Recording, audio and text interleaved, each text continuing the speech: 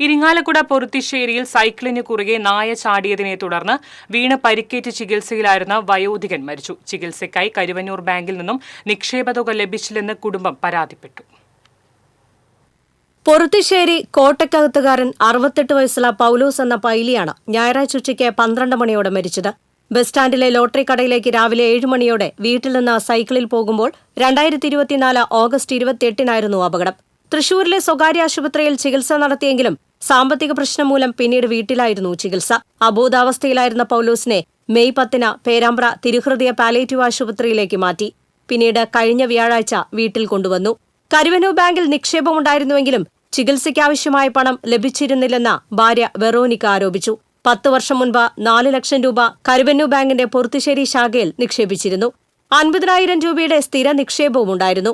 ചികിത്സയ്ക്കായി പണം ആവശ്യപ്പെട്ട് എല്ലാ മാസവും ബാങ്കിൽ കത്ത് നൽകിയിരുന്നുവെങ്കിലും 10,000-ഉം 20,000-ഉം ഒക്കെയാണ് കിട്ടിയിരുന്നത്. ചികിത്സയ്ക്ക് ഒരു മാസം 1.5 ലക്ഷത്തോളം രൂപയാണ് ചിലവ് വന്നിരുന്നത്. ഉള്ളതെല്ലാം വിറ്റുപെറുക്കി ചികിത്സിച്ചിട്ടും ഇപ്പോൾ 5 ലക്ഷം രൂപ കടമായി. ബാങ്കിൽ നിന്ന് ഇനിയും 2.5 ലക്ഷത്തോളം കിട്ടാനുണ്ട്. കഴിഞ്ഞ വെള്ളിയാഴ്ചയും ബാങ്കിൽ വിളിച്ചിരുന്നു. പക്ഷേ പണം കിട്ടിയില്ലെന്നും വെറോനിക്ക പറഞ്ഞു. TCV news, Irinjalakuda.